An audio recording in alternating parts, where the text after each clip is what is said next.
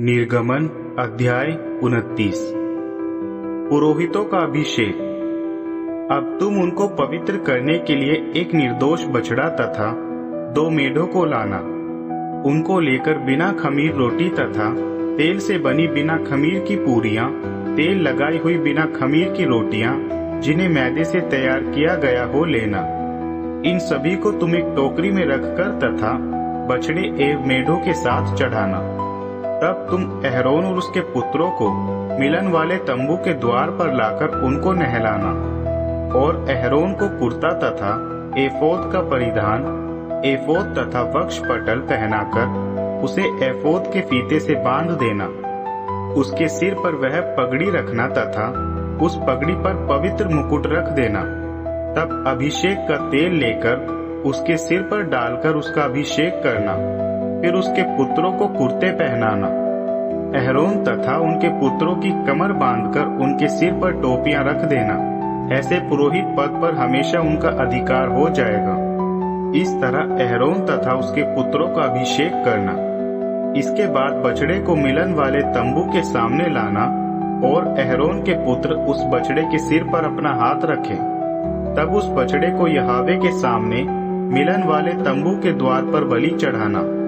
तुम उस बछड़े का लहू अपनी उंगली पर लेकर वेदी के सींगों पर लगाना और बाकी बचे हुए लहू को वेदी पर डाल देना।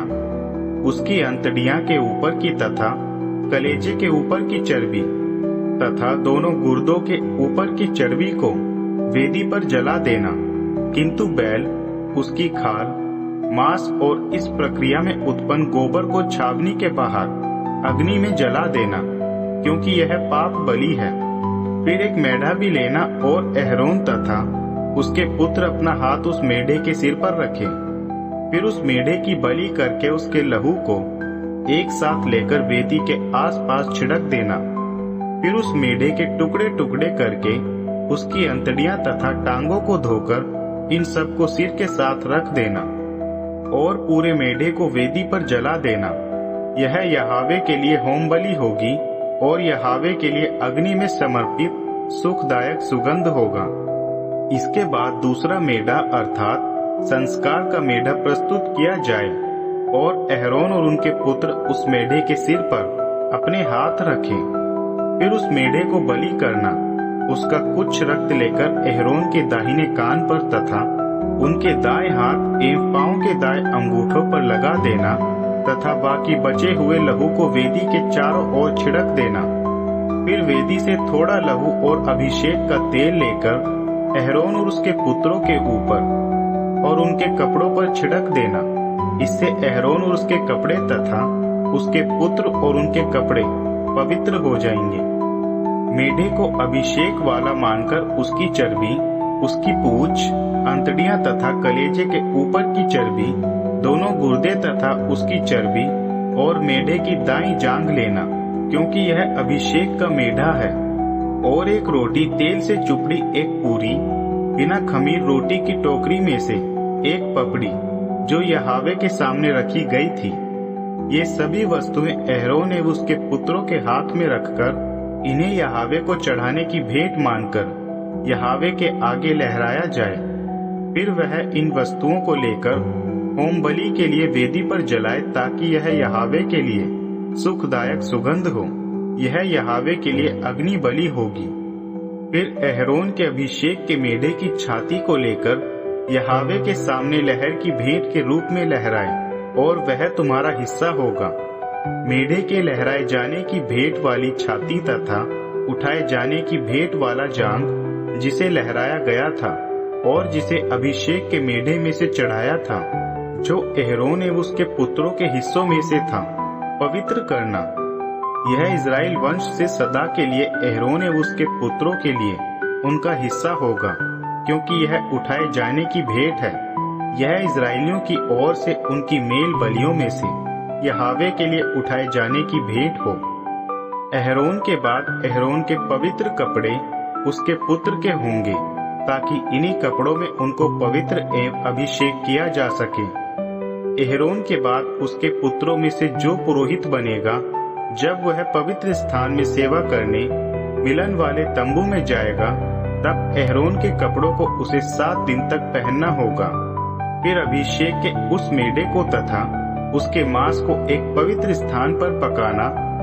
एहरोन एवं उसके पुत्र उस मेढ़े के मांस एवं उस टोकरी की रोटी दोनों को मिलन वाले तंबू के द्वार पर खाए। इस प्रकार वे अभिषेक तथा पवित्र की गई वस्तुओं को खाए जिनके द्वारा प्रायश्चित किया गया था।